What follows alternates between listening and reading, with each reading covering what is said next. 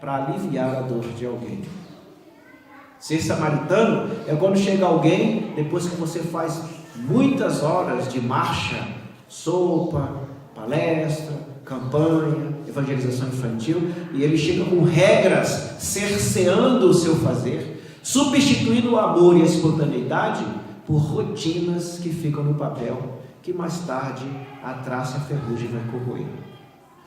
Eu lembro uma época de uma conversa num grupo de trabalho, e o dirigente da casa lembrou um trecho da obra, Jesus no Lar, que faz a narrativa de uma comunidade que estava passando fome, estava com sérias dificuldades, que tinha doença, e o grupo que queria ajudar, todos tinham uma boa vontade, eram solidários, começaram a estipular regras para chegar até aquela comunidade, E uma parte da equipe achava que deveria ir pelos lugares altos, em vez de circular a montanha, que tinha muito rio, animal, uma série de coisas e mata, subir a montanha e descer do outro lado, que quartaria o caminho.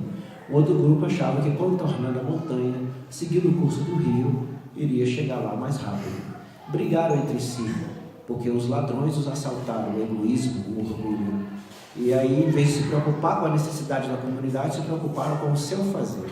O meu servir é mais importante do que a necessidade daquele que eu vou ao encontro. O bom samaritano nos mostra isso a caminho de Jerusalém para Jericó. E aí, o que aconteceu? Ao rachar, um grupo foi pela montanha, escalar a montanha para descer do outro lado, e o segundo grupo foi contornando, acompanhando o curso do rio. Chegaram ao mesmo tempo, mas lamentavelmente, a comunidade toda já tinha morrido de fome. Que caminho estamos tomando? Qual é a fome que nós estamos gerando em nossos relacionamentos?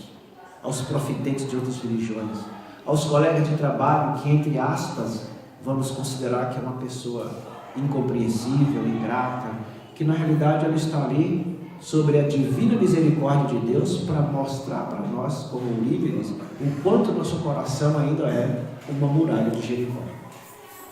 O quanto que precisamos olhar para o outro com o olhar não da matéria, do princípio mamon materialista, o chamado da carne, mas com o olhar da alma, do ser imortal, nós enquanto espíritos criados por Deus. Se olharmos para alguém enquanto alma em evolução, a característica dos muros de Jericó começam a cair. E a diferença de altitude começa a desaparecer. Porque nós teremos apenas água. A referência é: Jerusalém estava a 786 metros acima do nível do mar. E Jericó, 258 metros abaixo do nível do mar. A referência é o mar. E o que era o mar? É a água. O que era a água? É fluídica. E o que era o amor? Ele é fluido. Ele circula. Ele não fica atrás de muros do egoísmo, do orgulho, da soberba, da vaidade. Ele não se prende a regras, a doutrinas. Ele não se prende a estatuto, a regimento interno. O amor se prende ao próximo para chegar a Deus. Então, foi esse atendimento, essa lição que Jesus quis nos dar com a parábola do samaritano. O homem, ele não identifica. As feridas, ele não quis saber se seria contaminado ou não. Foi lá e usou o material que estava disponível. O vinho, entre aspas, que eles usavam o extrato de uva, Eles não consomem álcool, o povo hebreu e judeu, eles não bebem bebidas alcoólicas. Nós entendemos como vinho, mas não era um vinho, não era uma bebida fermentada, era o extrato de uva. Ele utilizou para quê? Para esterilizar as feridas. E depois que ele fez a esterilização das feridas, ele protegeu com óleo. Para nós romper os muros de Jericó e tratar das feridas do orgulho, que o orgulho e o egoísmo provocam, o que nós devemos usar? A fé que professamos. A fé é o grande esterilizador de nossas feridas. Devemos acreditar na mensagem que Jesus nos dá, no Evangelho redivivo da sua passagem pela terra. Os seus ensinamentos morais, não no processo de querer controlar a vida de alguém em termos de comportamento, mas dizer: negue-se a si mesmo e siga os meus passos, faça como eu fiz. Mesmo sendo vilipendiado, maltratado, ferido, desconsiderado, sendo chamado de raca, que significa imprestável, vamos servir, simplesmente servir. Porque qualquer um que pega na charrua do Evangelho, que é a distribuição do óleo para proteger-se dos maus pensamentos, das moscas varejeiras, na ferida que a fé esteriliza, é o Evangelho. A qualquer um que segura no Evangelho e olha para trás, não é digno do reino de Deus. Porque é o melhor e único e maior manual de conduta da humanidade. Nós utilizaremos o Evangelho de Jesus até nos mundos celestiais. Muitos acham que é um ensinamento para os terráqueos. Não, é um ensinamento para a humanidade. Por isso que ele diz: um certo homem se dirigia de um lugar para outro. Um certo homem tinha 2 filhos. Um certo homem foi viajar e distribuiu 5 talentos, 2 talentos e 1 talento. Um certo homem plantou, né? Um certo homem, essa certa humanidade. Por que é uma certa humanidade? Porque Deus só escreve coisas certas. Nós somos a melhor escrita de Deus no universo. Por isso que somos a imagem e semelhança dele, do ponto de vista intelectivo, do ponto de vista de ensinamento. Nós transformamos a serviço do Criador o espaço que nós ocupamos, aformoseamos o planeta Terra, mas nós não aformoseamos o nosso sentimento, porque Jericó ainda está de pé. Olhemos para Jerusalém. Agora, o que é isso? Quando nós estamos a caminho da luz, o que fazemos? Caminhamos sozinho? Não. Volto à abertura que eu fiz aqui. Jesus se deslocou 4.000 anos à velocidade de pensamento em linha reta para escolher um ponto na galáxia. Tem gente que fica estarrecido quando eu falo isso, né? Mas é só estudar que vai encontrar isso, tá bom? E dizer: esse quadrante, nessa poligonal, farei um planetinha, e todas as ovelhas que Deus mandar para mim, nenhuma perderei. Nenhuma. Ele se deslocou de Jerusalém para Jericó, nos ensinando que nós também vamos deslocar de Jerusalém para Jericó. Nós somos luzes no universo, não é isso? Fazei brilhar a vossa luz. Nós somos amor no universo, porque o nosso Pai é amor. Então olha que interessante. Quando nós começamos a caminhar para a luz, nós começamos a observar os irmãos que estão em Jericó. E qual é a vontade que nós temos? De ir lá, ajudar o irmão a derrubar a muralha do egoísmo e do orgulho, para que ele possa, junto conosco, continuar a caminhada de Jerusalém para Jericó, resgatando outros seres no meio do caminho.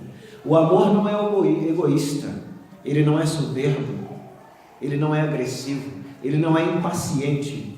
O amor é sempre água, é sempre fluídico, chega em lugares que nós não imaginamos, ou em forma sólida, ou em forma líquida, ou em forma gasosa, mas vai chegar. Então, a fé, quando nós fazemos uma prece por alguém, um colega de trabalho, um amigo, um parente que está em dificuldade, é o esterilizador da nossa vida, da nossa estrutura de relacionamento. E as palavras do Evangelho é o óleo que vai nos ungir o tempo inteiro, para que as feridas esterilizadas, aquele egoísmo, aquele orgulho que ainda nós carregamos, de religião, de casta, de posição, de título, né? De país que você nasceu, sejam eliminados, porque somos todos filhos de Deus. É assim que o Evangelho ensina. Então, enquanto óleo para proteger do ressecamento da pele no deserto, evita o Evangelho, enquanto óleo em nossas vidas, do ressecamento da alma. E aí nós passaremos a caminhar e marchar com mais resistência, para que os muros que ainda há em nós, nesse Jericó material da dureza do coração, se faça mais suave e possamos ter o chamado compreensão das escolhas do próximo perante nós.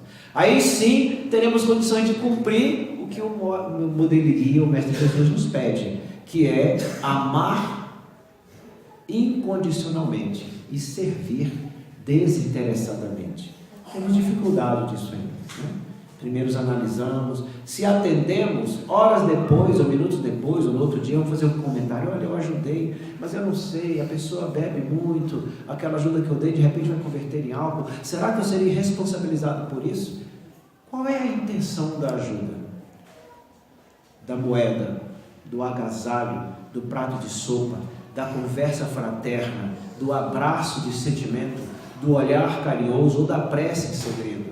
Qual é o sentimento em direção àquele próximo?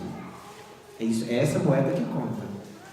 Agora, se olharmos para trás, vamos fazer uma prece e depois vão comentar, mas ali não tem jeito, faço tanta prece e não vai chegar lá. O muro de Jericó fica de pé e, ao segurarmos a charrua com o Evangelho, ficamos olhando para trás. Então, precisamos esterilizar nossos sentimentos. E o que esteriliza é a nossa fé no Criador.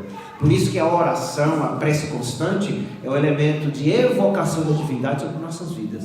Jesus fazia isso o tempo inteiro, e os grandes luminares, né, da humanidade, do ponto de vista da filosofia religiosa, estão sempre em oração, no processo de uma vigilância íntima, evocando o divino, para não atrapalhar a obra que o Criador deseja que nós façamos nos espaços que Ele nos dá para administrar.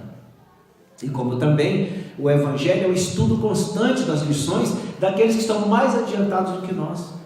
É importantíssimo abrir e verificar as lições de Jesus. A parábola que foi referenciada logo no início é muito tocante. Quantos de nós somos falsos profetas em todos os momentos? Quantos de nós somos sacerdotes em alguns momentos? E quantos de nós somos levitas? Fugimos daquilo que nós escolhemos. O levita é o simpatizante da religião, e o sacerdote é o que conduz a religião. Mas no próprio Evangelho de Jesus deixa bem claro: Senhor, Senhor, estamos aqui, afastai de mim, vós que sois iníquos, fique distante do reino do meu Pai. Ora, mas nós curamos, obsediamos ou expulsamos demônios, não importa. Tratamos os leprosos, curamos os que estavam cegos, levamos palavras nas residências dos que estavam sozinhos, auxiliamos com sopa, com agasalho, criamos cultos, palestras, eventos, seminários. Apartai-vos de mim, porque vocês não são dignos. Em virtude de quê? Precisamos fazer a água do afeto, a ternura da mansuetude e humildade pulsar em nós, jorrar no nosso pensar, no nosso sentir e no nosso agir. Essa é a caminhada de Jerusalém para Jericó. Os nossos muros da indiferença devem ser derrubados, né? Do egoísmo, da soberba, da vaidade, da prepotência que somos melhores do que o outro, porque professa religião diferenciada, porque é de outra cultura, porque é de outra família, porque é de outro estado. Quando começarmos a fluir como a água faz, né? Ela circula em todo o planeta e não questiona quem é A, quem é B, quem é C, quem é D, quem é árabe, quem é judeu, quem é brasileiro, quem não é. Não é assim? Quem é de Goiás, quem é de Brasília, quem é de Minas, quem é de São Paulo. A água serve. Nós estamos no mundo para servir incondicionalmente. Então, caminhar de Jerusalém para Jericó é seguir Jesus, negar a nós mesmos, pegar a si mesmo os nossos defeitos e seguir amando, fazer como Ele fez, sair do nosso lugar de equilíbrio, sair do nosso ponto de luz, do nosso templo particular, da nossa intimidade da fé, sair de dentro dessa igreja que nos conforta e levar o conforto dessa igreja, dessa reunião de amor, é essa igreja que eu estou falando, até aqueles que não têm. Aí sim, seremos chamados samaritanos e evidentemente seremos considerados o próximo do próximo. Nesse aspecto, o Jericó, os muros vão cair e a solidariedade se fará manifesta da humanidade.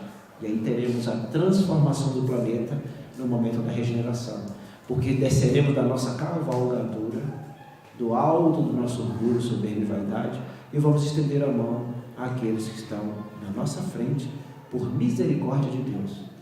Cada pessoa que aparece para que venhamos servir, é Deus dando misericórdia para que possamos aprender a amar. Não há seres humanos dificultosos, não há seres humanos problemáticos, há apenas pessoas necessitadas de afeto e de ternura, de compreensão e de solidariedade, ou como diz Jesus, de mansuetude e de amor. Caminhemos de Jerusalém para Jericó. Somos privilegiados porque estamos estudando as mensagens de Jesus. Somos protegidos porque Ele diz que sempre que tiver 2 ou mais reunidos no nome dEle, ali Ele estará. Aqui nós nos encontramos.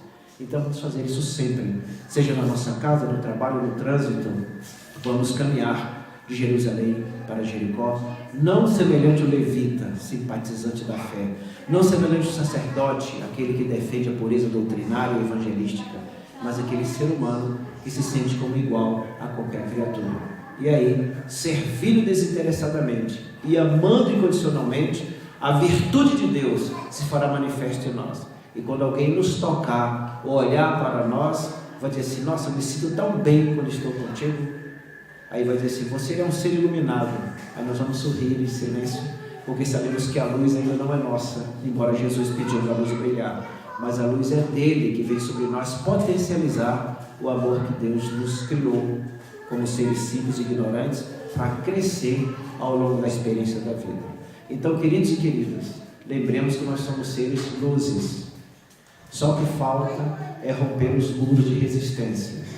E todos os dias a divina providência nos dá a oportunidade de fazer isso. Jamais daqui para frente considere alguém problemático, mas sim o ourives de nossas vidas que Deus coloca como o cinzel e o martelo para fazer com que o nosso diamante venha brilhar, não da maneira que ofusque o diamante que é aquele ser, mas que nós possamos levar luzes para ele caminhar conosco de Jerusalém para Jericó, resgatando vidas, porque nós estamos no mundo para fazer coisas maiores do que Jesus fez. Essa é a nossa missão. Assim, que o amor de Deus e a paz de Jesus estejam em todos os corações, hoje e sempre.